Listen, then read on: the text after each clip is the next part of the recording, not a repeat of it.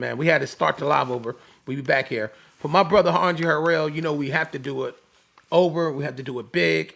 We have to do it correctly. I can't tell this brother, my brother, story. And if something mess up, I just got to do it over. That's what we just did. The Cx1DJs, we do different podcasts. The Untold Story of Uptown Records. Uptown Records, Untold Story. All right, so we're gonna start with the beginning because those that saw the beginning of the live and we had to start it over. So we're gonna get back into when Uptown was started. Uptown Records was started in 1986 by Andre, musical producer, super producer Andre Harrell. Now we're gonna go back before he got with Uptown Records.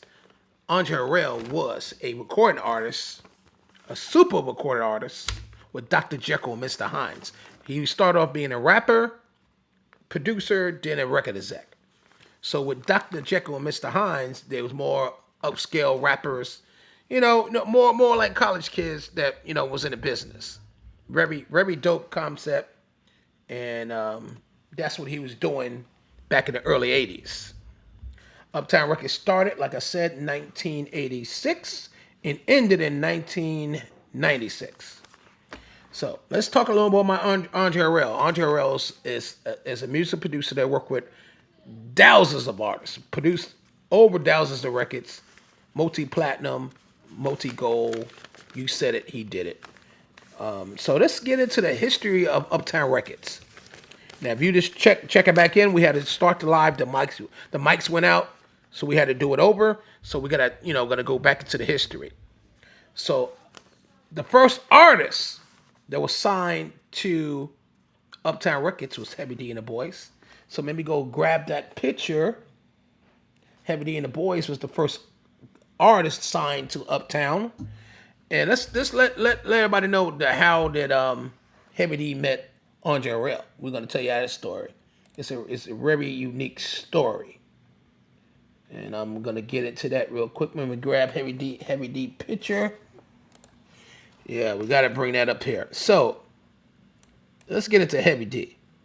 Heavy D, actually, the true story of how Heavy D met Andre Harrell, Heavy D knew Puffy first from Mount Vernon.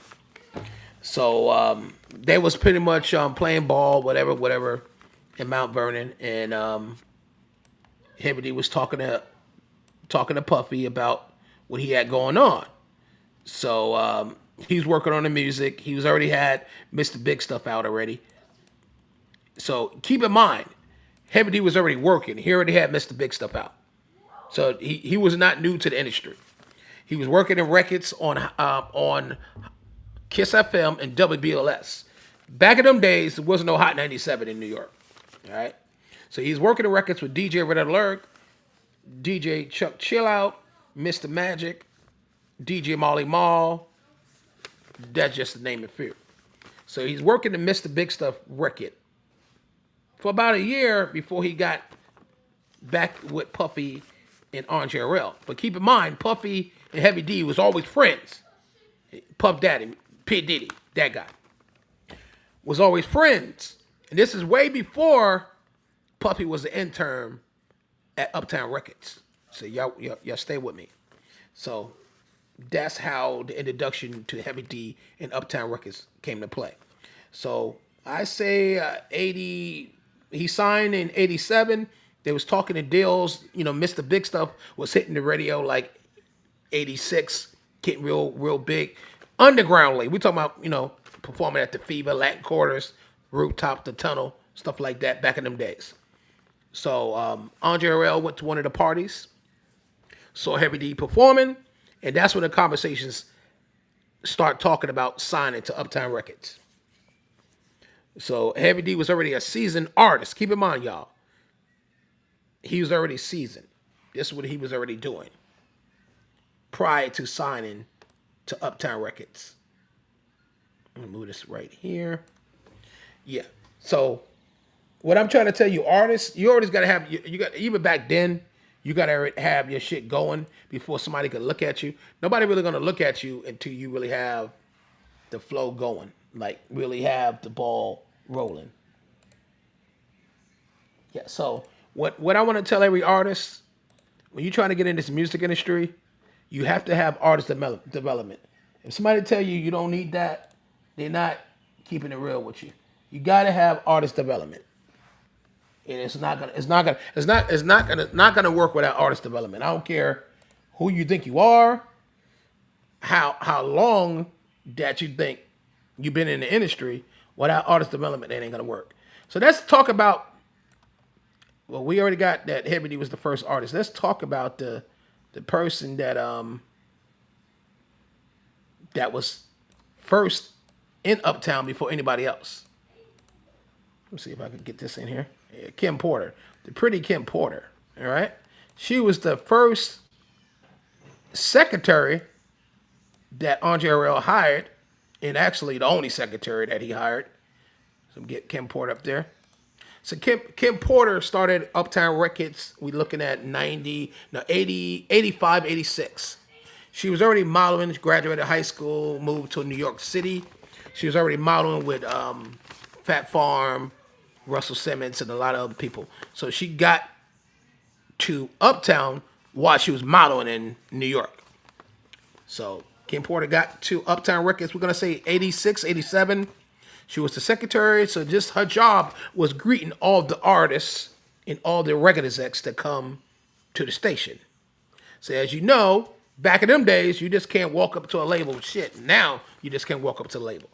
And she was the one that make sure you was good, make sure the meetings is correct. And before you get to Andre Harrell or anybody that work at Uptown, you have to go to Kim Porter and she set up the stuff.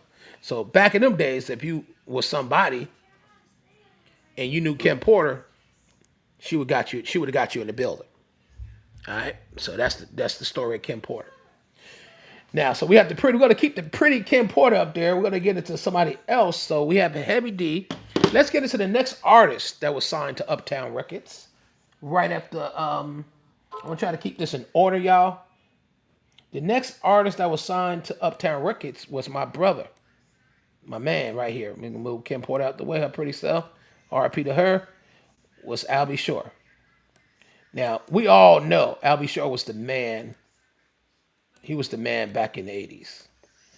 To me, he's still the man now. So you couldn't have the R&B scene without Albie Shore.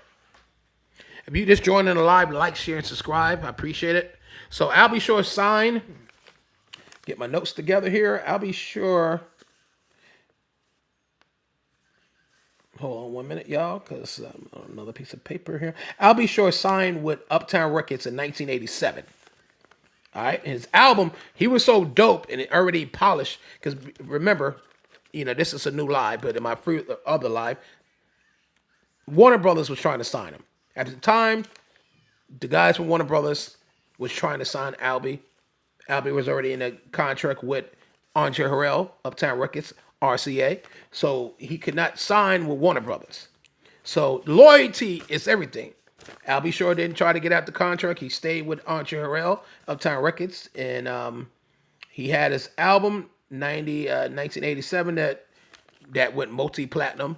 Had a successful career. Why he's at Uptown Records? Let's understand this. So I got a lot to cover here. Why he's at Uptown Records? He started, he's on tour, doing a bunch of shows. He's the man. You could not be nothing else but the man when you run in the R&B charts. You run in the R&B charts, all the girls love you. Guess what happened? He started dating Kim Porter.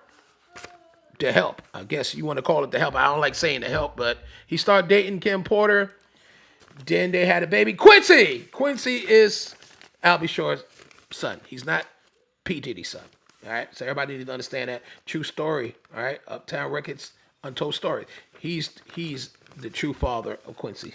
All right, so we're gonna move forward. So you got Albie Shore there. He had a successful album, successful career, and of course he went on to bigger and better things in 96 once Uptown ended. So Uptown Records. Started in 1986, ended in 1996. And then Andre Harrell went off to work with Motown. He was actually the vice president of Motown. Shout out to my brother Andre Harrell. So let's get into the next artist that was signed. Actually, I jumped the ship. And I was told to do this on purpose, but let's get into the story. Who was honestly, Heavy D was the first artist, but guess you're not gonna believe who was, because Al B. Shore was signed in 1987. Guess who came after App? Guess who came before Al B. Shore? Mary J. Blige met Andre Harrell in 86. So I'm gonna get into that story. So y'all take notes here. I'm gonna get into that story 1 minute. Let me pull up this picture. So I want to make sure I give everybody the proper kudos here. So we got Mary J. Blige here. Let's move Albie out the way. Albie Shore, get up on your girl. All right, so okay, Mary J. Blige signed. I can't make this shit up. Hold on for a minute. Hold on. Mary J. Blige signed with Uptown Records, 1989. All right. Keep in mind. Let me tell y'all the story. We're gonna get into Mary. Got to tell you the whole story what happened. All right. So Yonkers. We're gonna go back to Yonkers. Mary was in the projects. Keep in mind she knew Puffy way before any of this. Puffy was with her. She was singing in the hallway in the projects in Yonkers. And that's when she first made the real love song. The true story. She was in the projects and Puffy she was singing real love. I'm searching for real love, something to make my heart beat. Real love. Okay, get it. All right, so this is the young Mary. We talking about 17 years old Mary. All right, singing real love. All right, so Puffy at the time, he was not an intern at Uptown yet. We talking about 86. Puffy didn't start working for Uptown Records. We talk about 1987. 88, around that time, roughly 89. He was an intern. He wasn't getting paid, all right? He was trying to get his feet wet. All right, so he goes to Andre Harrell in 1986 and like, yo, I know a young girl from Yonkers that can sing. And, you need to give her, check out. So, Andre Harrell brushed him off. And then he went somewhere. Someone else was talking about Mary. She did a mixtape with a couple of people, and he heard it. Then Andre got, he like, man, let me go see what this would be like. He drove out to Mary's house in the projects. Okay, he knocks on the door. Not quite sure who she was living with, her mother, her father, but a lady answered the phone. Could be her aunt, mother, whoever. Hello? Who is it? Of course, Andre Harrell, he's this is a true story. I ain't making this shit up. He says, Andre Harrell. She said, Mary, a man named Andre Harrell is at the door. This is a true story. I ain't making this shit up. All right? True story. So Mary come to the door. She opened the door. How can I help you? I'm Andre Harrell. I heard you. Puppy told me you could sing. I'm the owner and president of Uptown Records. We got the hot group, we got, he started dropping names and shit. We got Al B. Shore, we got Heavy D and the Boyz, I think you could fit real good with the label. I just want to hear you sing or something. So Mary starts singing, real love, I'm searching for real love, so trying to back my heartbeat, real love. I'm searching for real love. He said, all right. She said, all right. He like, all right, Mary, all right. So, all right. So keep in mind, this is 1980. It was 87 when he went to her house. No, 86. Yeah, 86. All right. So after that, he invited her to come down to the record company. So Mary J. Blige went down there. Puffy was with her. Pete Diddy, Sean Combs, whatever you want to call him.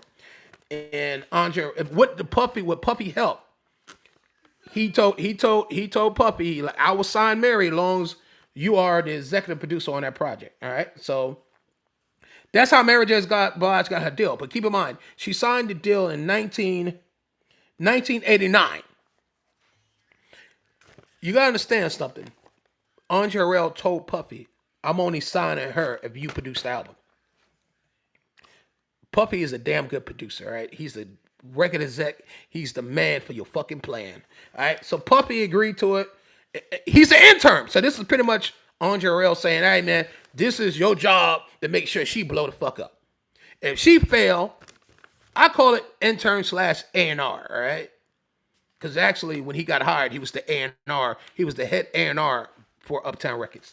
I got my notes. And I got all my notes and all my shit is stamped and finalized by RCA Records. So everything I'm saying came from RCA Records. All right, so, and a couple other people that know this situation. All right, so the true story of Uptown Records, the untold story, is she got signed in 89, but did not drop What's the 411 into 92. I'm going to tell y'all the tea. I heard Mary J. Blige is out there fucking around. Not in a bad way. She was fucking around in the goddamn studio. She was fucking around in artist development, getting her voice trained, getting her body right, getting her mind right. So y'all thought I was going to say something crazy. So it took her from 89 to 92 to drop the first album. And that was a multi-platinum album. What's the 411? So what I'm trying to tell you, artists, you got to do artist development. You just can't, I'm hot, and just drop some shit, think it's going to blow. That ain't how the shit work. This music industry is going to eventually go back to the old ways. It's going to go back to the real talent. When Mary started, she sounded like shit, all right? I'm going to be honest. I saw Mary perform live. I'm from New Jersey, all right? I saw her perform live before. It was terrible. I'm talking about in the early 90s. Early 90s, late 80s, all right?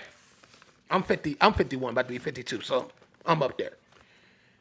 I said, damn, she sound terrible. The studio, they used to call her a studio plant. Like, you go to the studio, you sound good in the studio. When you leave the studio, you sound like shit. Okay, Mary in the beginning sounds like that. The Mary now sounds excellent. That comes with voice training, having a voice coach, artist development. It brings out the real artist in the artist. Kudos to Mary! Because now Mary J. Blige is still left Uptown Records, still doing her thing, and very popular in the industry to today. All right, still touring. All right, so after Mary J. Blige, I got to bring on the boys. Yeah, they signed Jodeci right after Mary. All right, well, Jodeci, came right. Make sure I got my notes right, because I don't want nobody, he making that shit up. You know how niggas is. Yeah. So Jodeci signed, let me see, 1990, yeah, right after Mary. All right, so we're gonna click on Jodeci. And you have it, my baby, and it means so much to me, knowing the baby, to raise a family, you and I. You see, that's why I ain't no DJ. That's why I'm a DJ, not a rapper, not a singer or rapper. You and I, all right, so Jodeci came around. Whoa, 1990, Jodeci, they must have said fuck Uptown, because they only was signed from 1990 to 1991, and they went on with their goddamn life. So let's talk the story about Jodeci, and I love Uptown Records. I'm going to tell y'all about when I met Andre Harrell, too. I said it in the last video, but we had to delete that one. All right, so Jodeci was signed in 1990. And guess who brought Jodeci to Uptown? Puffy. So Puffy also was co-executive producer of Jodeci's first album as well. And why Jodeci was signed to Uptown, they went triple platinum world tours, and then somebody wanted to fuck the help. So damn Jodeci, one of the members of Jodeci, I was told not to say the name. Y'all should know who the name is. Start dating Mary, and people start doing cocaine, start getting high, lives start getting fucked up. You can't really mix business with pleasure. I tell people, don't fuck your workers, don't fuck your help. They're like, Butterrock, how you gonna say that? Ain't you fucking your help? I ain't talking about me. I'm talking about this shit. What I did is what the fuck I did. This story ain't about me. This is about Uptown Records. All right? So I know about somebody might hit me up. Well, hell, that nigga talking about, don't he be fucking his artist? No, I don't fuck no artist. No, so we're not talking about me. We talking about Jodeci and Mary. One of the members from Jodeci. I ain't gonna say the name, whatever. Y'all know what happened. So they left Uptown Records. That story is real short. All right. They was there from 1990 to goddamn 1990 to 91. That's it. God damn it. Whew. That's gone. I'm gonna leave Jodeci there. Now, somebody just text me. They want me to talk about more about Albie Shore. Well, I ain't gonna talk more about Albie Shore. I got some other stuff, but I'm gonna leave that because I love Albie Shore. I'm gonna leave that alone. Let's talk about Teddy Riley, guy. Shit.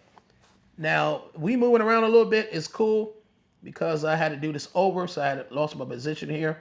So let's talk about guy. We're gonna talk about guy real quick. All right. Now we're gonna talk about guy. I want everybody to understand this. I love guy. But let's talk about guy. Guy got signed with Uptown Records in 1989. All right. Guy was one of the multi-platinums R&B groups. Jam. You cannot go nowhere in the 90s right here. Teddy Jam for me. Dump. Guy was the shit. Teddy Riley was the shit. The whole group was my high school, my college, my anything I can remember in the 80s and the 90s. If you didn't have Guy in your goddamn cassette tape or your CD, is something wrong. Guy was definitely the group of the 80s and the 90s. All right, so they were signed in 1989 and left in 1990. Well, back and forth. Teddy was still there. So understand when Guy broke up. This is my sources and this is my resources and this is what I heard. So I got to report only what I know and only what I got facts to.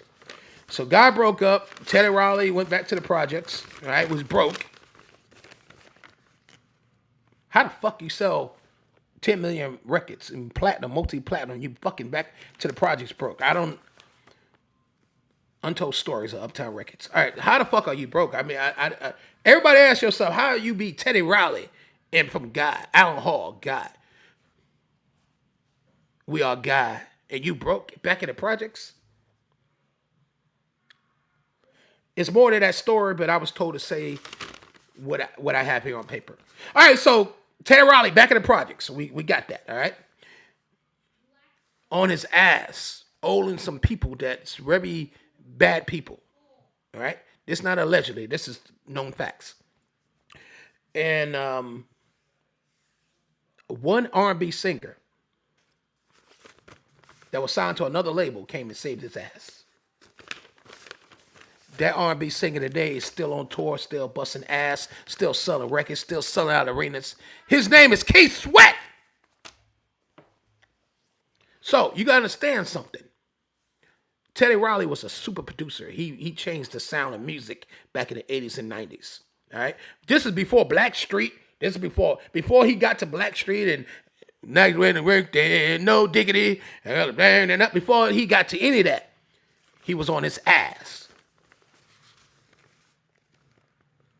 A nice R&B singer that had all the ladies screaming saved his life. He gave him the record. He gave him the option to produce I Wanna on Keith Sweat's first album. Keith Sweat approved that. The power that Keith Sweat got had his label cut the check for Teddy Riley to produce the whole album. First single was I Wanna that sold multi-million copies of that album. Y'all can look it up. Produced by Teddy Riley. That put Teddy Riley back on the map. He started Black Street, and then he went on producing other records, working with Timbaland and Missy and Dr. Dre. Shit, the list goes on. One love to Teddy Riley. Said, hey, man, never know. God always have a person you count out, always come there and come help you out. And it be the people you don't believe it is. So everybody give hand to Keith Sweat. I want that baby. I love Keith Sweat is one of my hottest R&B artists. I just wanted to break that story down. All right, let's go get somebody else. Who else we got on the lineup? So we're gonna leave Guy up there, and let me see who else we got. We're gonna bring here up there. Actually, Actually, that was Jodeci. Excuse me, y'all. Y'all can see I'm doing this live. So that's Guy right there. That's Guy. That was Jodeci. We already talked about Jodeci. So y'all heard the story I told you about Guy? Teddy Riley got saved by Keith Sweat. All right?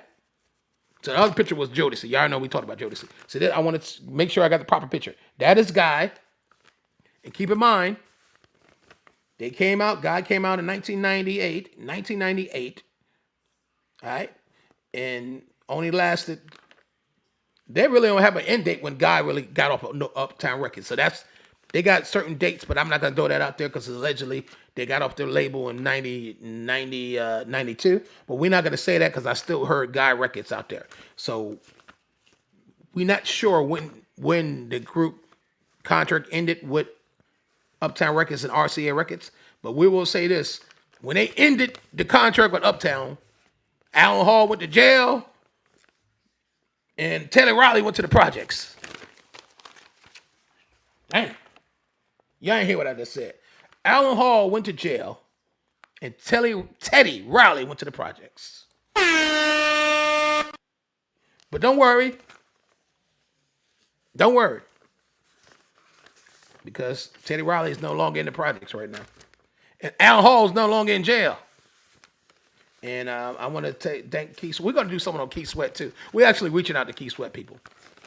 So that's how I make sure this is right. But we're gonna leave Guy because we had Jodeci up there while I was talking about Guy. But y'all understand. So we're gonna go pull up the next image here. Understand? I've been having technical difficulties. My mics went out and all that. So we talked about Teddy Riley. We talked about Guy. We talked about Heavy D. Yeah. Now I'm gonna bring Heavy D back up here because I want to make sure I give my brother his props because I love Heavy D. Heavy D and the Boyz. I know I spoke on this, but I want to properly give my brother his props. Heavy D passed away. All right. Now we're gonna be back and forth, so you might see the same pictures. If I gotta go back to the person, I'm gonna give them honor and respect and put their picture back up on the board here. So Heavy D passed away November 8th, 2011. Keep in mind, Heavy D was signed to Uptown Records. He was signed to Uptown Records in 1987. His album dropped because he was ready. It dropped in 1987, and the title of the album was "Living Large." All right, make sure I get my "Living Large" was the name of the album. Heavy D and the Boyz, and it dropped in 97. Keep in mind, he was signed in 97 and dropped in 97. No, I said it wrong. 87 and dropped in 87. Excuse me. He was signed in 87, dropped in 87. So that's telling you his artist development was on 10. All right? So Heavy D was the man. My brother passed away November 8th, 2011. They say he died from pneumonia, heart attack. Some people said something else happened to Heavy D. The Untold Stories of Uptown Records. What y'all think happened to Heavy D? Y'all write it on a piece of paper, email it to me. Without no proof, we can't really say what happened to Heavy D. But the same thing happened to Kim Porter. And almost happened to I'll Be Sure. Why? Okay, let's get this straight right now. Why I got my brother Heavy D up here?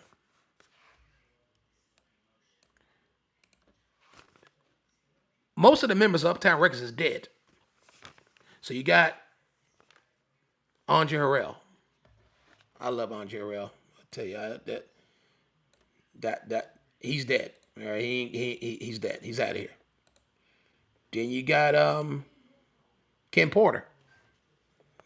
I love Kim Porter. Let me do something real quick.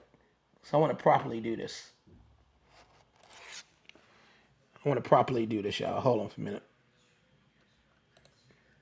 So you have. I'm gonna properly do this. I'm gonna make this classy. Let me leave him there. So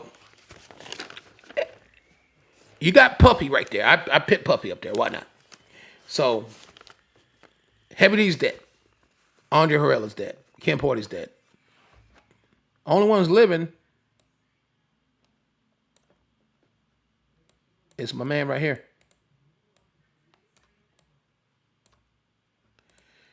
Puff Daddy. Take that, take that. All right, so the untold story, you know, if I'm going to tell a story, I got to tell the truth, right? So everybody saying Puffy got something to do with everybody being not here.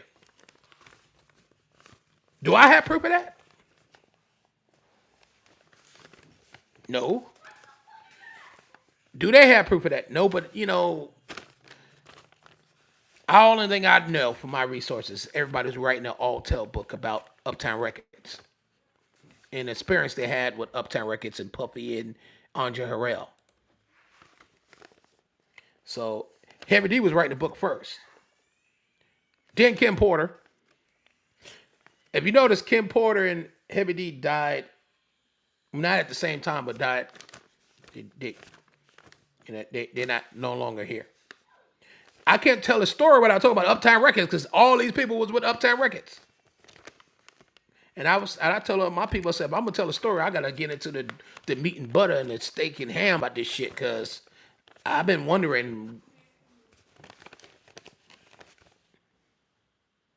what justice ever be served for some shit that really did happen. And I actually love Puffy. I really do. I love everything he did in the music industry. I will never say he had anything to do with it, but that's people gonna think what they want to think. But I was wondering while I'm doing the story, I had to hit on it a little bit of this. It's off the cuff a little bit, but I had to hit on it because I want to know what y'all think, and y'all can leave that in the comments once the video's over, and let me know what you think about it. I really appreciate that if y'all do that. Let's get back to Andre Harrell. So Andre Harrell started Uptown Records, which we know, and let's talk about him real quick. Andre Harrell was born 1960. All right? Born 1960, died 2020. I want everybody to understand that. Brother was young, and he died from the same things that Kim Porter supposed to die from: pneumonia. He didn't have COVID because I looked into that. It wasn't COVID. It was pneumonia type symptoms. And then when I looked into the Heavy D situation, it was the same thing, but he supposed to had a heart attack. And then he supposed to had a cold, supposed to had a pneumonia. So I don't know, man. I love Andre Harrell. I wish I would know what the hell happened to Andre Harrell so I could report that shit. I'm gonna investigate that a little bit.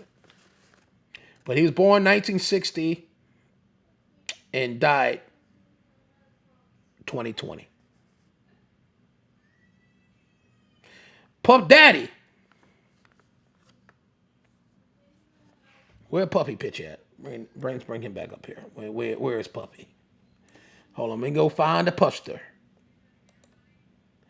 Puff Daddy started working at Uptown Records 1986. All right? So we're gonna get deep in this shit right now. We're gonna get deep in this. All right, we're gonna go where we need to go with this. So he started working for Uptown. Okay. Where's Puffy? Hold on, y'all. Hold on. He started working for Uptown in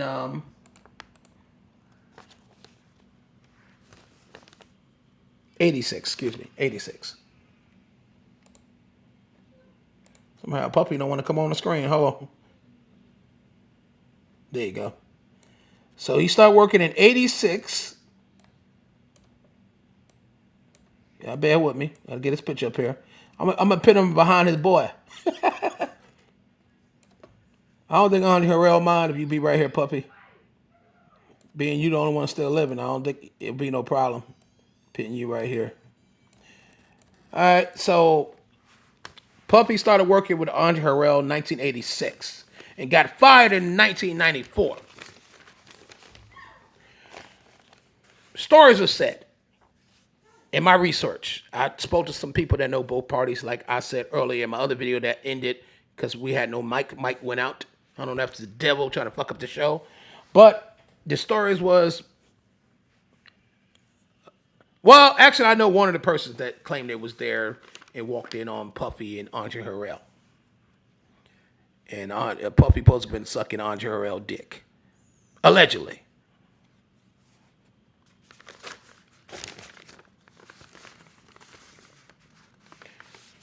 Allegedly, that's what went on in there. Allegedly, Andre Harrell was abusing, throwing his power around so you could get to the next level. Now, Mr. Andre Harrell,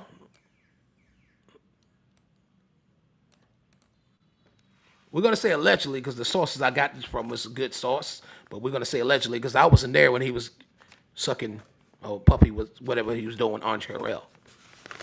So I can't say it happened. But it came from a credible source.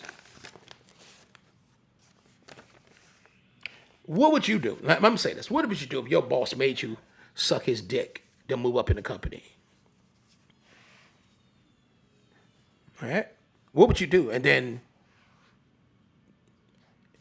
whatever Puffy did, because Puffy had the shit that happened in the college, which I ain't going to talk about that because a bunch of people died and that had nothing to do with Uptown Records. So that had to do with Puffy. But Andre Harrell was there at King College. Heavy D, Mary J. Blige, Jodeci, Albie Shaw. The whole Uptown Records was in the building when it happened at the college. So we gotta address the elephant in the room, the untold story of Uptown Records, right? But being we got the two people on the screen there, we got Puffy and we got Andre Harrell. Andre Harrell is dead. Puffy's in jail for sex trafficking.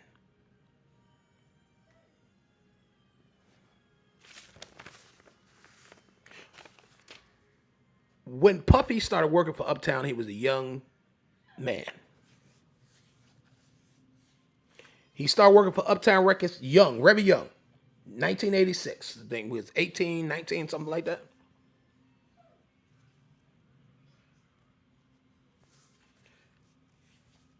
What would you do to get fame, man? Would you be a hair? You understand something? When you do some shit and your mind is trained to do this way and this is how you got to make it. Some people would do anything to get to where they need to get at in life. Would you go out and suck somebody's dick to make it in life, man? You want the millions that much, you go suck somebody's dick, man. And to the same person you suck dick, allegedly, fired your ass after the King's College thing. Because Puffy got fired right after that. Some people died at the college, y'all. I don't got to watch no documentary that 50 people. This is some shit I've been knowing for years. Only thing 50 did was grab the shit that been going on since the 80s and bring it to now. That shit, when I was living in Jersey, we all knew Puffy had something to do. That was some shit Puffy did, a show he did. He didn't have the proper security. Everybody knew. That was all over the news. I'm from Jersey City, New Jersey, right outside of New York, right outside of Manhattan. That was all over the news. I was a little kid when that shit went on. That happened in 89. I was a little kid when that shit happened. And actually, he didn't fire him after that. Puffy got depressed and went in a little hole. But honestly, like they said on that documentary that 50 put out, he got bigger. But we're gonna talk some shit that I know. I know that some sexual shit that went on there. Because back then when I was pushing my music, this is me talking, DJButterrock. A lot of the men approached me like that. But they knew I was a street nigga. So the approach goes off as an if you that way. When they know you ain't that way, they ain't happening. Puffy was not a street nigga.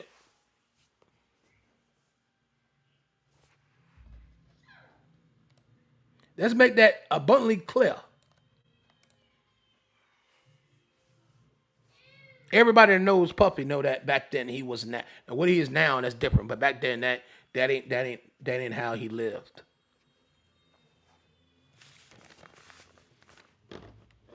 And I feel very disgusted to know the people, the music I grew up on, the people I looked up to, had a lot of trauma that they didn't get help for. Now, why would a person like Ange Harrell, let's move this shit over here. Let me make Puffy a little smaller. Why would a person like Andre Harrell, music producer, Uptown Records owner, want to take advantage of a young Sean Combs? Allegedly.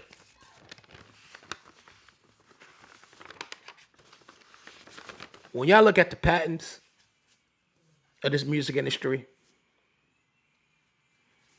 shit always come back to bite you in your ass. So, Andre Harrell so-called died in 2020, around COVID time. If somebody made you suck their dick and all, and they popped you in your ass, you're gonna wait to get your revenge when it's necessary, ain't you? Cause you can act like it was COVID. You can act like it was the flu. One thing I will say, Puffy and Andre Harrell had a real close relationship the whole fucking time.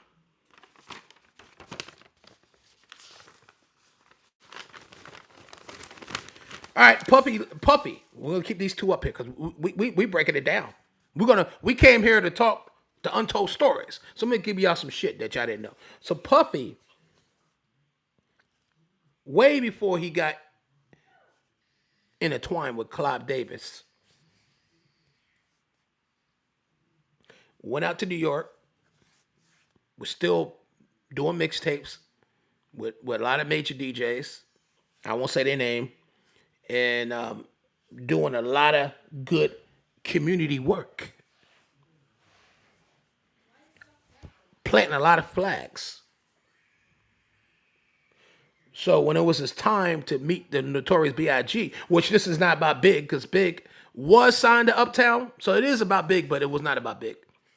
When Andre Harrell fired Puffy, guess who he took with him?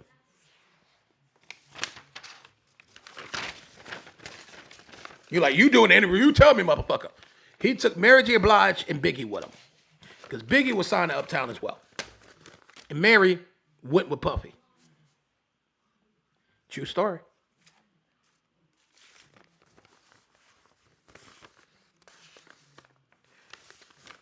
So, once the contract ended with RCA, you got to keep in mind, y'all. Uptown Records was just a boutique label for RCA Records. So RCA Records, so what do you mean by boutique? What do you mean by boutique? Break it down.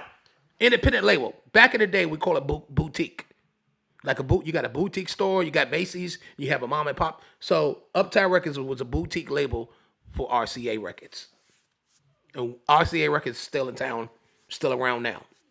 All right, so RCA was financing all the record deals, pitting up all the advances.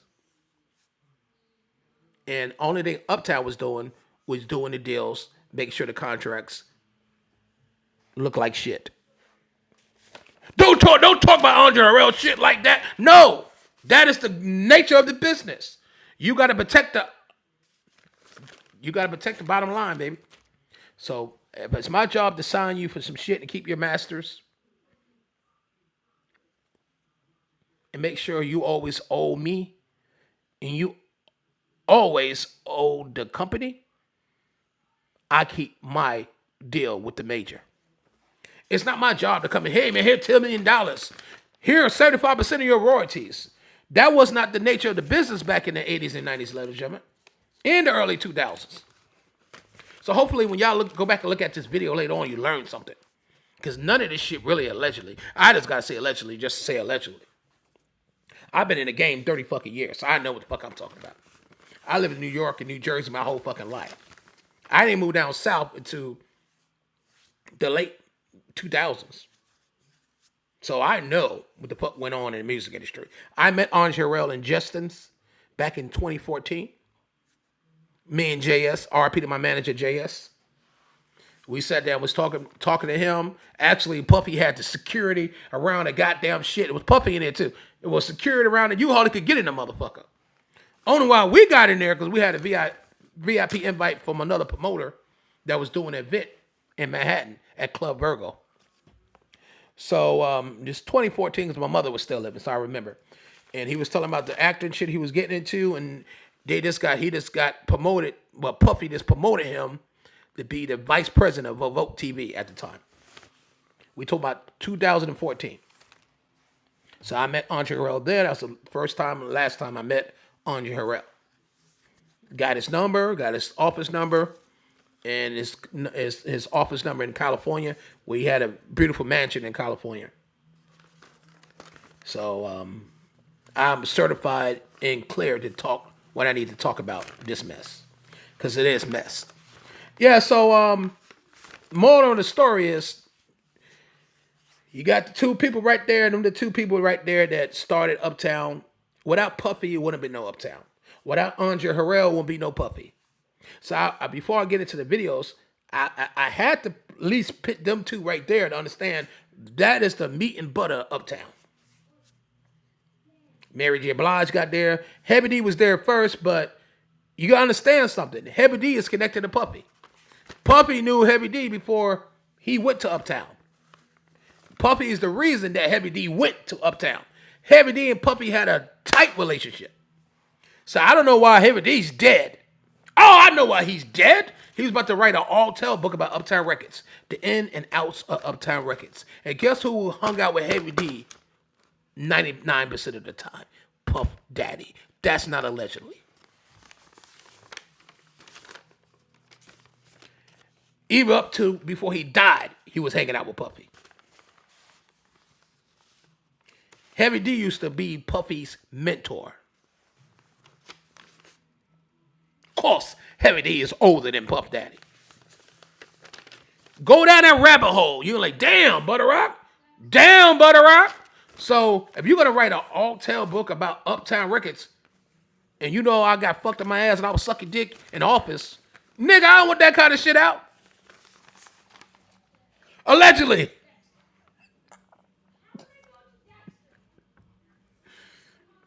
Allegedly. All right, so what we got to do, you can't make this shit up. We're gonna go in here and pull this out real quick, man. We got a couple of things we gotta get into. Oh, God damn it. Why you telling me alone? Oh, shit. You said that You know, I wanted to create a label that showcased people, black people who came from humble inner city beginnings, who wanted a better kind of life, who had like a style and a certain kind of attitude for fashion and for hip language and for having an overall good life and a good time. And I created Uptown.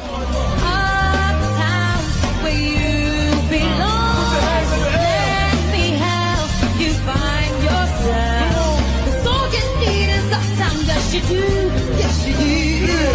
Don't you wanna run with me, baby? Don't you wanna come with me? Uptown, Uptown, oh yeah.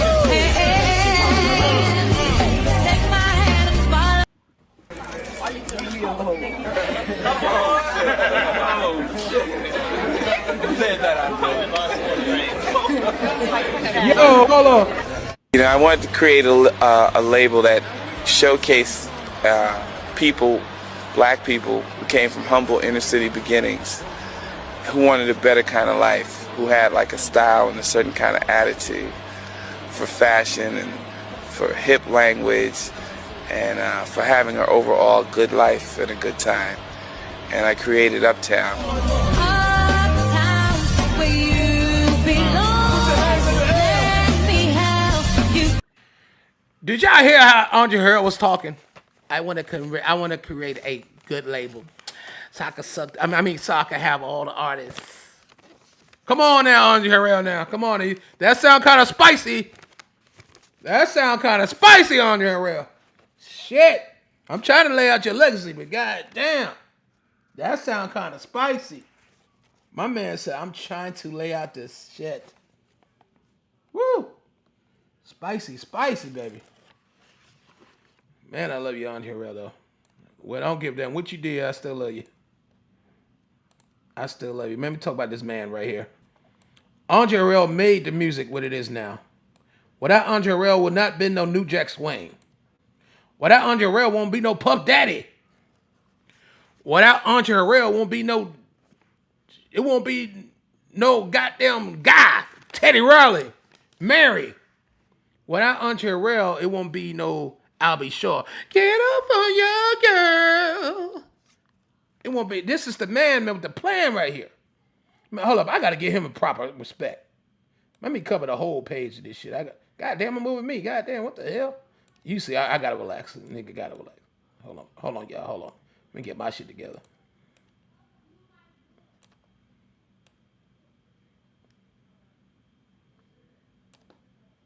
I gotta get this man his proper respect.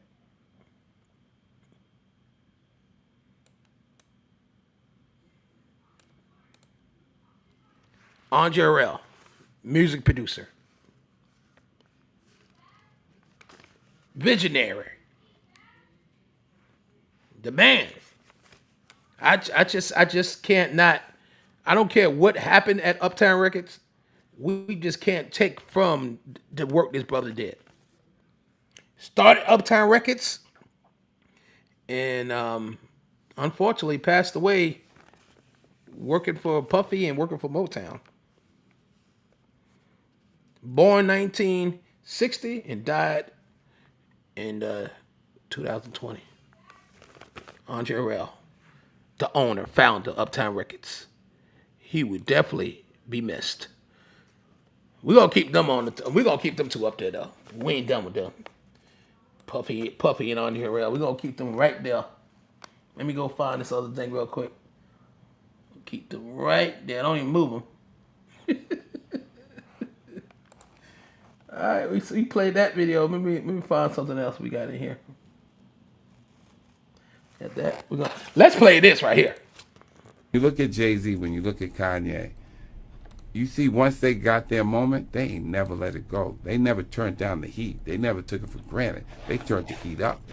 So the journey is really very important. Like, you got to like it.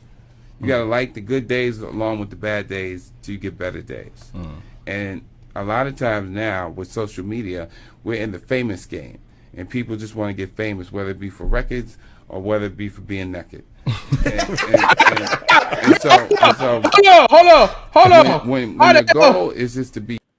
Yo, you hear what he just said? He said people want to be famous for being. What it said? Well, I gotta rewind that shit. That shit almost went over my head. Hold on. You look at Jay-Z, when you look at Kanye, you see once they got their moment, they ain't never let it go. They never turned down the heat. They never took it for granted. They turned the heat up. So the journey is really very important. Like, you got to like it. You got to like the good days along with the bad days till you get better days. And a lot of times now with social media, we're in the famous game. And people just want to get famous, whether it be for records or whether it be for being naked. and so when your goal is just to be famous, for records are getting not so much the journey you appreciate. It's just the moment to get to that particular place. But that particular place is fleeting. Fame is fleeting unless you're able to be a part of the journey and really fine tune your craft. So you got to be at it every day. You got to change your style up and so forth. Like, what are some keys in terms of that? You look at Jay-Z, when you look at Kanye, you see once they got their moment, they ain't never let it go. They never turned down the heat. They never took it for granted. They turned the heat up. So the journey is really very important. Like, you got to like it. You got to like the good days along with the bad days till you get better days. And a lot of times now with social media, we're in the famous game. And people just want to get famous, whether it be for records or whether it be for being naked.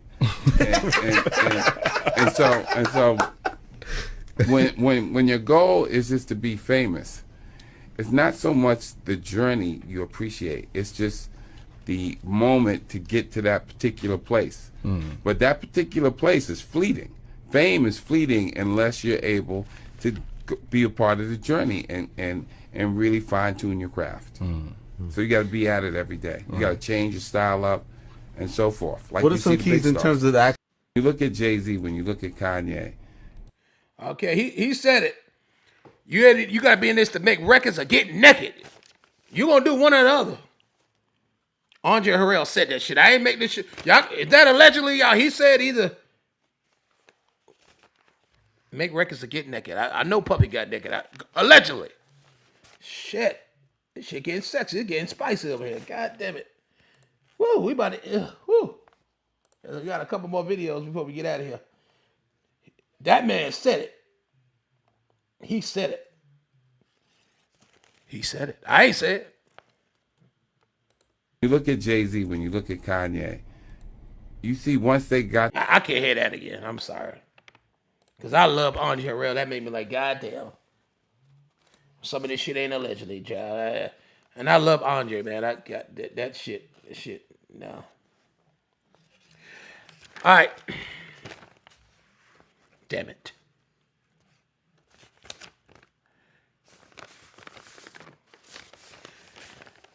If you just logging into Cx1DJs, We Do Things Different podcast, the Untold story of Andre Harrell.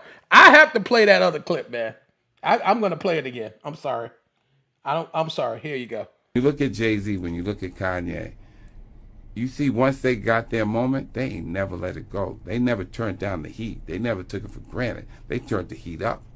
So the journey is really very important. Like, you got to like it.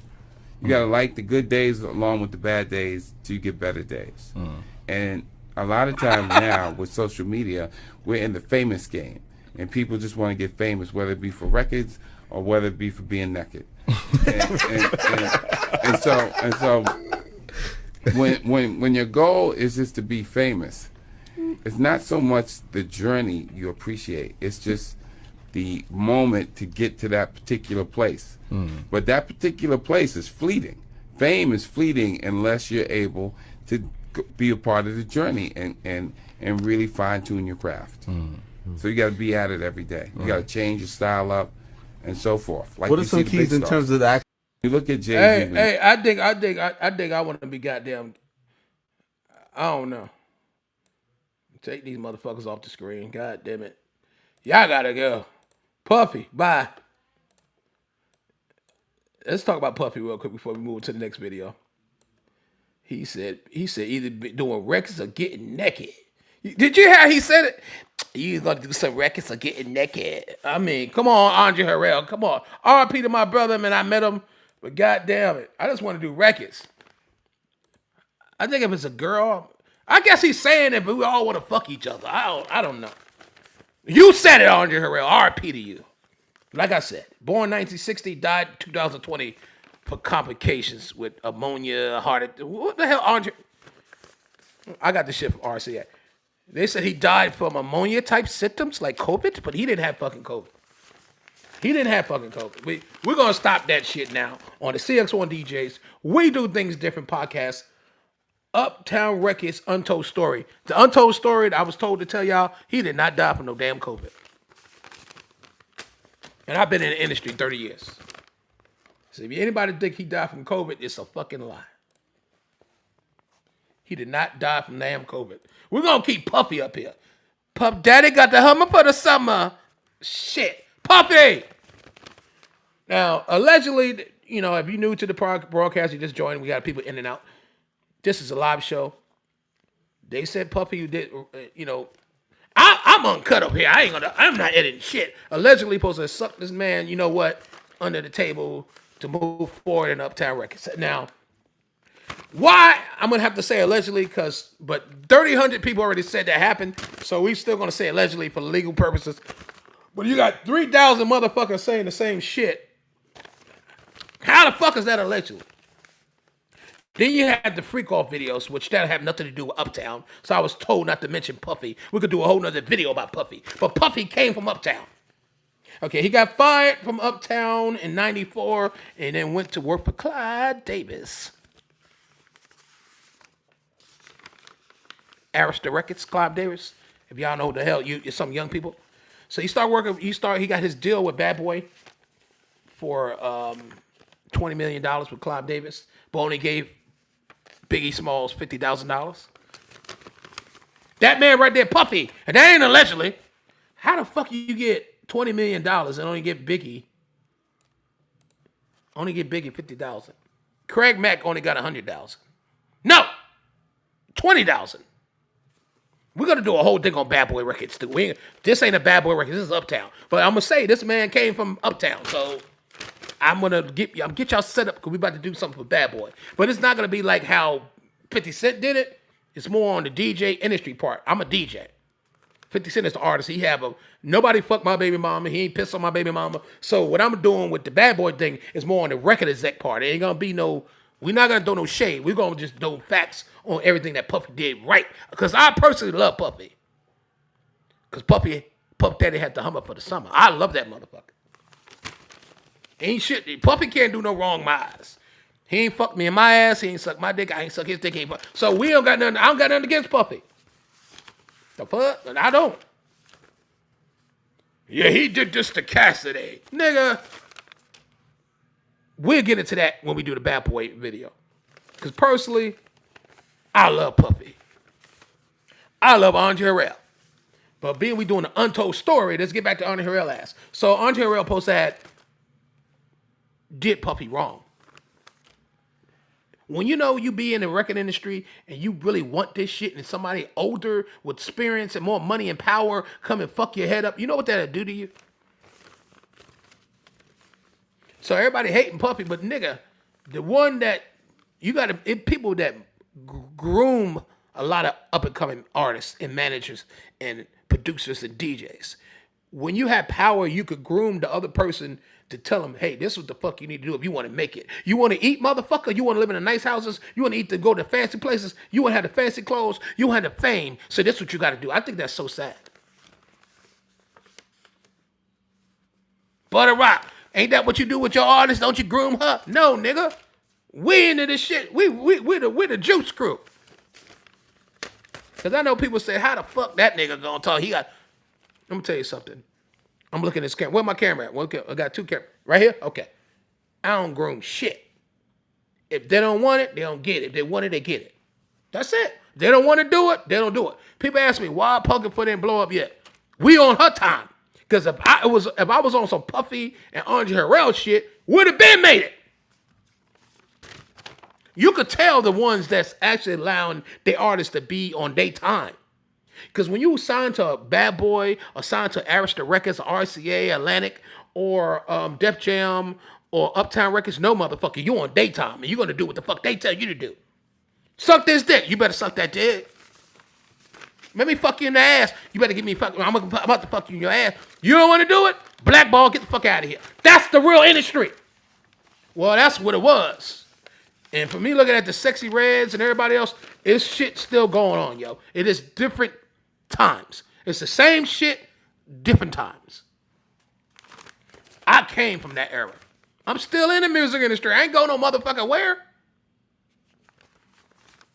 The same rules apply now than it did then. It's just more sexy.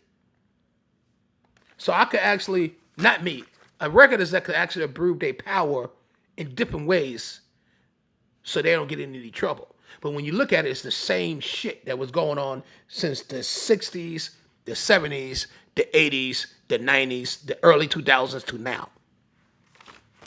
So if you can't be really in the music industry, I hate seeing these motherfuckers online. I'm in the music industry. I'm the groover. Motherfucker.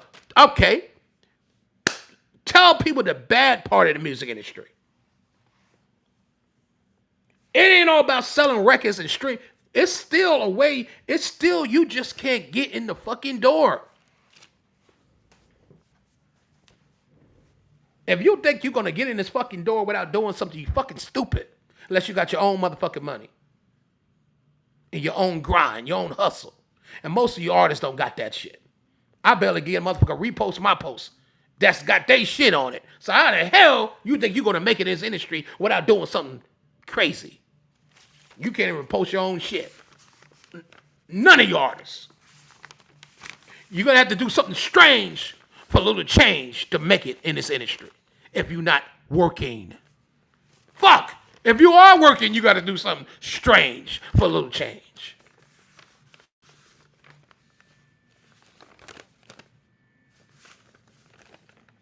I ain't lying.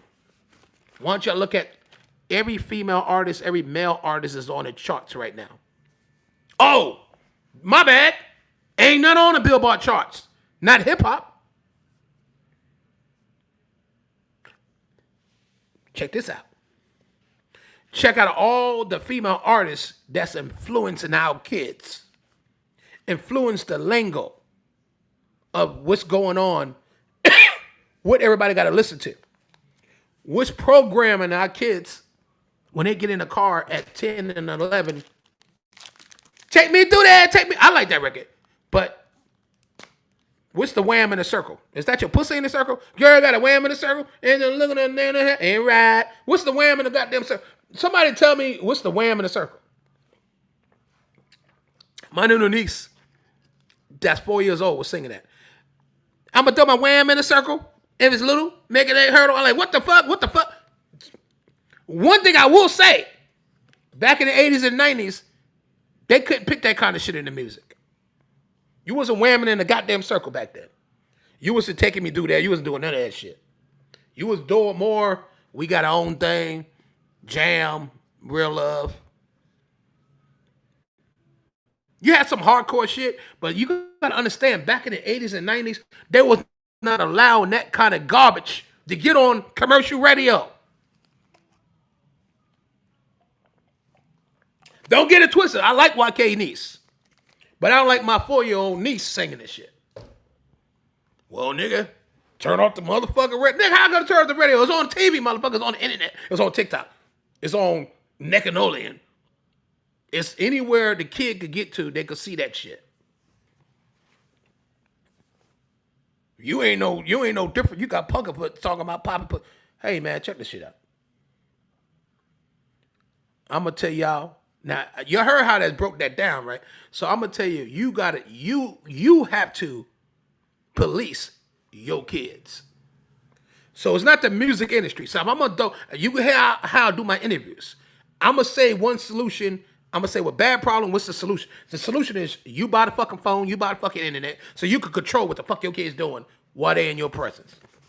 So YK Niece can say what the fuck she want to say, Punkerfoot can say what the fuck she want to say, T-Cap can say what the fuck she want to say, Sexy Red can say what the fuck she want to say. It ain't our job to control your kids. Unfortunately, the music ain't how it used to be.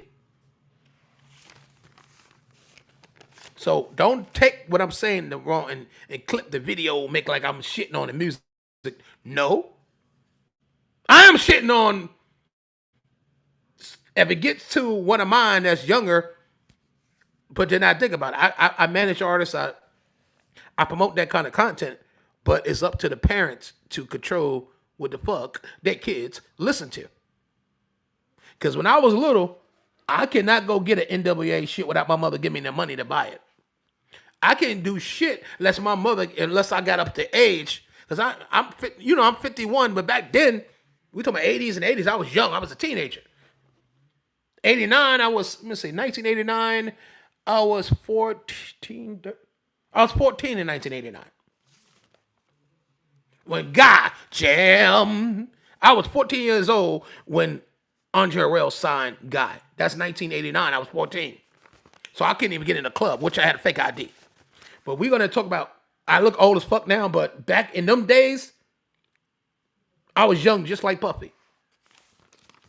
And Puffy only got me, Puffy 55, I'm 51, so he got me about 4 years. I'm going to tell you something. Back in them days, 4 years mean a lot. 4 years mean something. So I was 14, 15, 16, 17. He was 18 when he was working with a very young man when he was working with Untold Harrell. Very young. But he was grown. Doing crazy shit. Yeah, because Puffy got me by 4 years. No, he got me by 5 years. So he's 19. Very sick shit, man. Very sick shit. All right, let me get into this other video. Then I'm gonna do my closings, and we could go from there. All right, let me go to this right here. This is something you want to hear, y'all. Okay, hold on, y'all. Hold on. Click on that.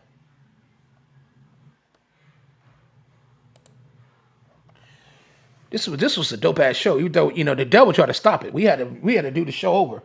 The show was already done. We was talking about Mary. And don't worry, I'm gonna do a closed cap before I leave, just in case anybody new that came here, they didn't hear what I was doing. I'm gonna do a recap real quick, and I'm gonna get out of here. So we still got Puffy on the screen because Puffy's locked up and unfortunately for him, Donald Trump said he's not parting shit. So Puffy got to stay in there 3 years or whatever the hell he got in there. President Trump said, motherfucker, you didn't help me. You didn't like me. True story. This is not a legend. He said, you was running around shitting on me. Now you want me to pardon you. He told Puffy, he told Puffy this. Trump told Puffy, I'm throwing your letter that your attorney sent me into the fucking Washington Lake. So his pardon letter that he asked President Trump to pardon him, Trump said he threw that shit in a lake. So goddamn Puffy, karma's a bitch out here in these streets. He threw the goddamn shit in a lake. Get you the hell off that shit, Puffy. You should be ashamed of yourself. Andre Harrell and I met when I wanted to sign I'll Be Sure. He had a little demo tape. He was burning up New York, and he came to California, and I actually got a meeting with him. And, I'm at Warner Brothers, so I don't know why it was like such a big deal to get. This is Brian. This guy right here for Warner Brothers. All right, now listen to me. This the man. He sent me this video. This guy works for Warner Brothers. And Warner Brothers wanted to sound, I'll Be Sure, like he's about to say. Okay, and I want y'all to hear this shit because there's some deep shit here.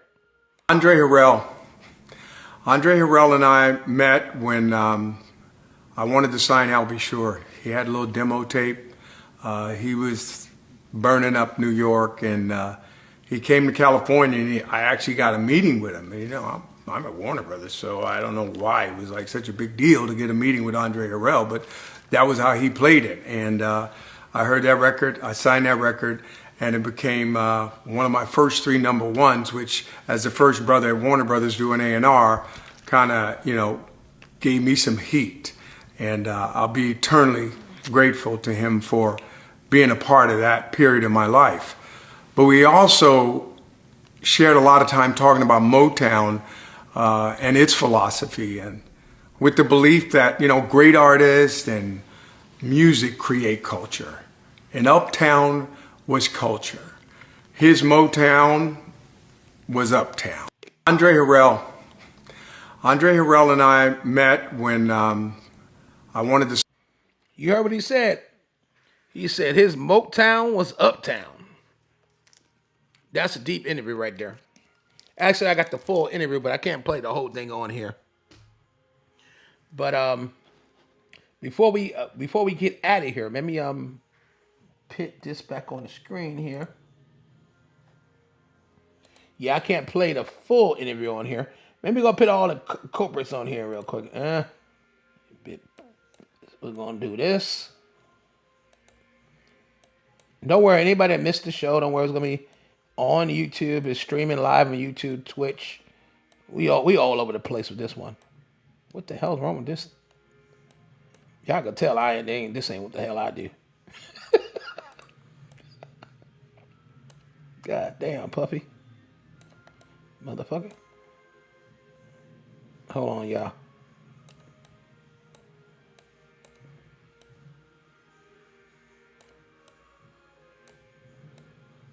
Hold on 1 minute. I appreciate everybody coming. Make sure you like and subscribe and share the link. Why the fuck this don't? Hold on, y'all. There you go. We just gonna let Puffy take the whole goddamn screen. So Puffy, y'all take a good look at him. We're gonna do it like this. Take a good look at the diddler. Puff Daddy got the hummer for the summer.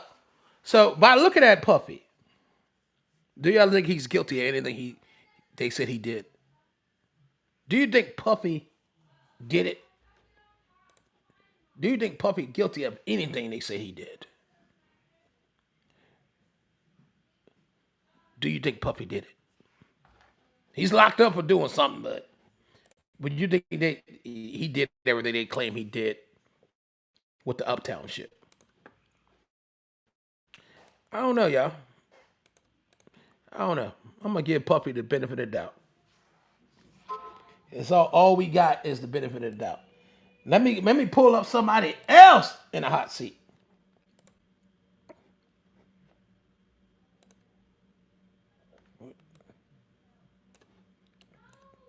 Okay, Kim Porter. So we're gonna do Kim Porter real quick. So let's say Kim Porter, if she did not date anybody from Uptown or did not mess around with Puffy, y'all think she'd still be living? Y'all got to comment now. You can comment when you ain't on here. Y'all think the beautiful Kim Porter, would she still be here? I'm gonna answer that question. I think she would be. I think if people go to work, do their job, and don't mess with the help, it could make shit go down. Don't mess with everybody that you think is popping. When you got a baby by I'll Be Sure. And I'll Be Sure thought y'all was still popping. That's what Albie was saying. Hey, don't worry, we're gonna get I'll Be Sure on here too, because I already talked to his manager. So I just want to know why would you mess with Puffy? And you gotta understand, Puffy ain't had shit when he started talking, and when he approached Kim brushed him off. Zooms. This not no allegedly. Soon as he got the deal with Clive Davis and Arista, Kim said, "Hey baby, hey Puffy, hey." Goddamn. You know that's what happened, right? So it's telling me that if you don't have nothing, you ain't getting nothing. Let's bring in my man right here, bro. Let's bring him. Let's bring in Paul. I'll Be Sure. God damn it, Albie. We're gonna do our cap. We're gonna close out by recapping some things. Let's bring on I'll Be Sure, y'all. Bye, Kim. R.I.P. to you. Albie. Now, we got to talk to you too, I'll Be Sure. So, I'll Be Sure. According to Kim, this is her own words, that you was playing the field. You was the hottest shit out there. You was the hottest artist on Uptown Records. These is Kim words. I'm just repeating it for my research. So, you was the man. So you didn't have time to be a daddy to your son. You was too busy touring. And she claimed, this is her words, this is not allegedly. It came from Kim Porter. Y'all do the research. She said that Puffy came to her life and been a daddy to Quincy, because I'll Be Sure didn't want to be there. Just the true stories of the Uptown Records, Untold Stories. Came from Kim Porter herself. It's in her book too. The book she actually wrote. They try to downsize and say Kim didn't write the book. Because in that book, she states about Puffy getting fucked in the ass by Andre Harrell. And she didn't say allegedly in her book. That's in the Kim Porter book. That Puffy did not want her to release. We're not talking about the one that leaked on Amazon. We're talking about the actual transcript of the book that came out. Untold stories. Y'all ain't know that shit, did you? So do I think that everything that happened to my man Albie Shore here was done by P. Diddy? Allegedly, yeah, I think it did. It was the dealer. Just my opinion. Allegedly, I think that when they was trying to kill my man Albie Shore here, it was over the knowledge that Albie Shore knows. Uptown Records seemed like a scary fucking place to be, don't it? Shit. That shit getting spooky just talking about this shit. Yeah. Woo. They use me to goddamn cover this shit. Shit. Let's talk about my beautiful Mary. We're going to recap. Because some of y'all, probably missed some of this shit. Let's get Mary J. Blige her props. She got her signed, her deal with Uptown Records in, let me get the shit right. She signed with Uptown Records in 1989. All for singing in the projects, which we all did. I ain't never get no motherfucking deal singing in the projects. And I was beatboxing in the goddamn projects. Nobody ever signed my motherfucking ass. Shit. I was doing all that shit. Nobody signed my motherfucking ass. But Mary was singing. She said, real love. I'm searching for a real love. Now, I ain't gonna get back into that. But she did that shit. They signed her. They did artist development, and she blew up. Do the drugs, do everything she did with her husband. She's still on top right now. So kudos to Mary J. Blige, the queen of R&B. But if you didn't know, some of the young people that see this video, she was signed to Uptown Records. She was. Puff Daddy, let's give him some props. Now, no matter how nasty he is or how y'all think he's a fucking cornball or whatever, it's because of Puffy she got to deal with Uptown Records. That's the true story of Uptown Records. It wasn't no Puffy, it wouldn't be no Mary. All right, Mary, get the hell out of here. Enough of that. And I love Mary, and I'm not trying to be disrespectful. I'm just saying, everybody, the problem I got when Puffy was on trial, Mary didn't show up at all. She didn't even send a bodyguard, and she wasn't there. God damn it. Where the love at? Like, how the hell you call this man your brother, and you ain't even show up at the goddamn trial for nothing? For goddamn nothing. You ain't bring a motherfucking mother coffee or nothing. Come on, Mary. Mary! I want to know why Mary didn't even show up to give the mama or the sons a cup of coffee. It was cold as fuck out there. It was hot. It was raining. Shit. Y'all watch the trial like I watched the trial. Mary J. Blige was nowhere in there. Niggas ain't shit. I'm just being honest. They got the right motherfucker to do this show tonight. How the fuck did I went to the projects to watch you sing in the hallway? The Dusty is the motherfucker. Then I get you signed to Uptown. You might start making millions. Then I fall on hard times. No matter fuck what I did. And you don't show up at my trial?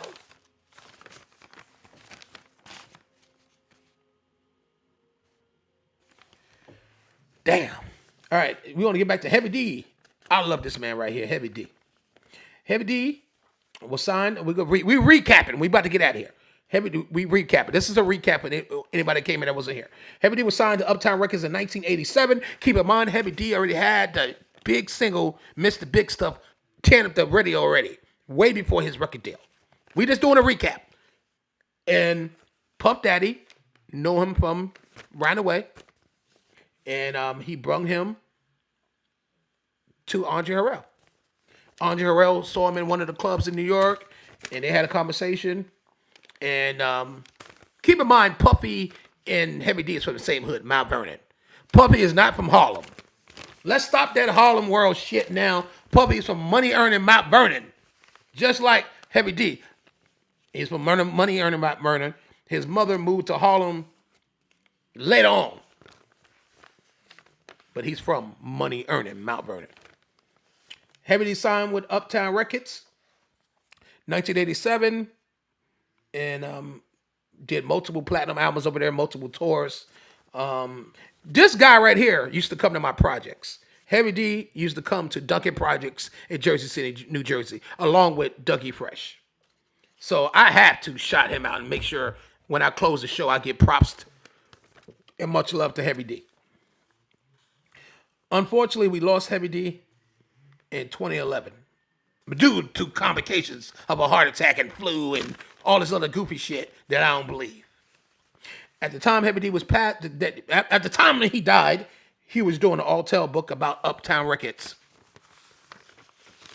All right? So we recapping this. So I love you, Heavy D. And we got our own thing. God damn it. We got our own thing. Heavy D. We got our own thing. We got our own. And that song was produced by Teddy Riley. Shit. We are Teddy Riley. And we are Guy. Now I got to get back to Teddy. I got to recap this Teddy Riley shit for people that missed this shit right here because y'all probably missed it. Listen, Uptown Untold Story. So let me get into this Teddy Riley shit. All right. So you see Guy on my screen. You see Guy. That's Teddy Riley right there. Alan Hall and the other man. All right. So you already know Alan Hall was jailed for rape. Everybody know that. It's not allegedly. So one guy, you don't understand, allegedly, Untold Harrell. I don't think, let me stop this shit. Let me stop this shit. Hold on for a minute. Hold on. Stop the motherfucking shit. I don't think Untold Harrell took nothing from nobody. All right? I just think that the deal they signed is the deal they fucking signed. They keep saying Untold Harrell stole my abortions. He got my masters. No, nigga, it's the shit you signed. I'm Teddy Riley. We are Guy. So, Guy, if y'all don't read the fucking contract, you sign the shit, and then then when the shit is over, when RCA ain't cutting no more records, and they pretty much, honestly, once Uptown Records was over, every artist had the opportunity to go to RCA. Niggas didn't know that, did you? Uptown Records is only a bootleg label. That's an independent label back in the days, but we call it boutique label back then. It's just an independent label that go get the street talent because the major labels back then they don't do it now. They didn't go to the projects. They didn't go to the street clubs. They didn't go to the hood to find the talent. They had the boutique labels go and get the talent.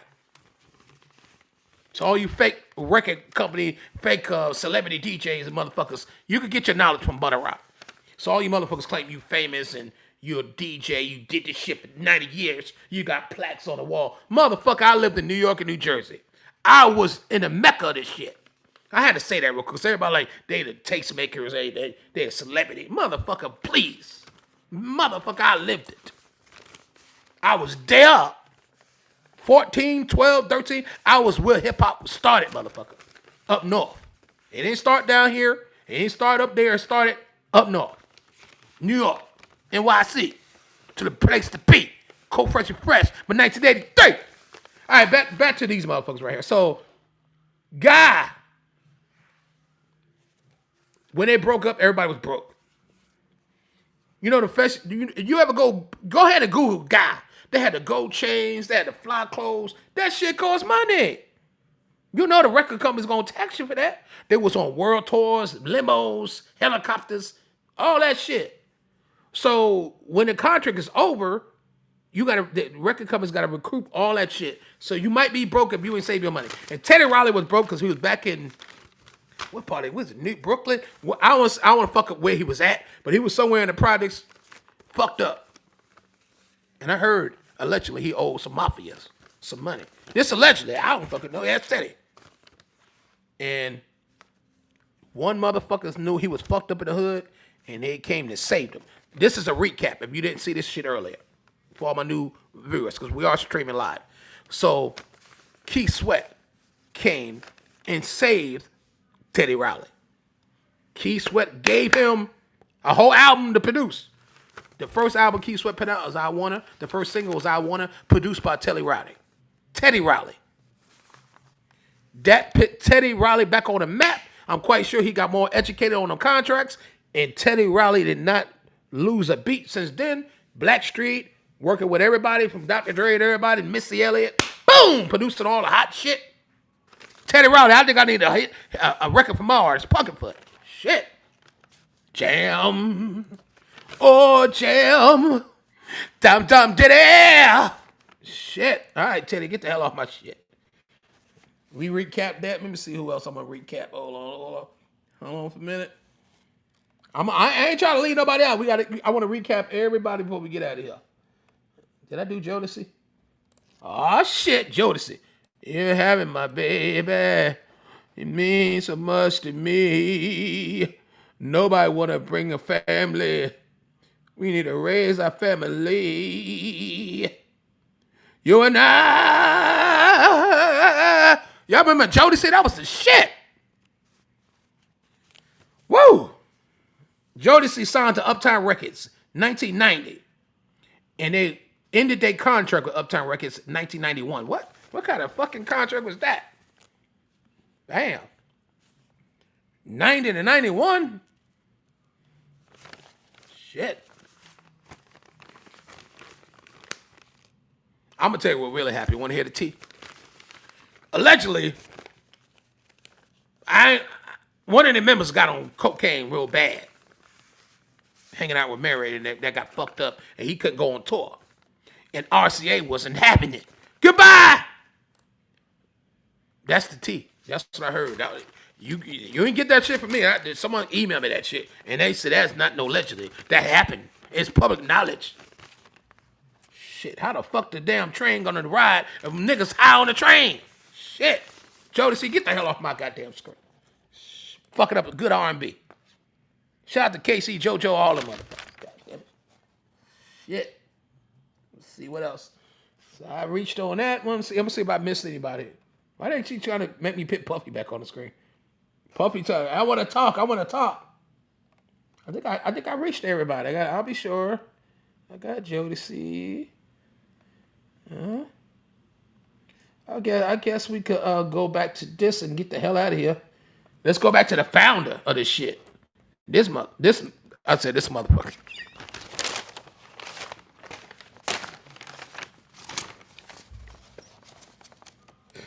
Okay, y'all niggas stupid.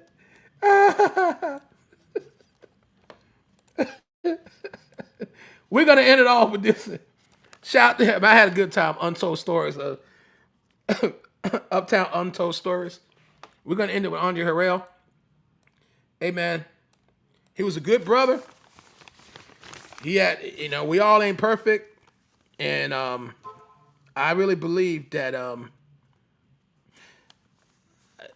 this was a good ride, man. Andre Harrell really changed the music industry, and he really put a lot of people on. He put some of the famous people you got. It wasn't for Andre Harrell, it would be no Puffy. It wasn't for no Andre Harrell, it would be no Mary, no Jodeci, no Heavy D, none of the people that I said today. And we wanna take a moment of silence for Mr. Andre Harrell right now. Okay, let's do a moment of silence.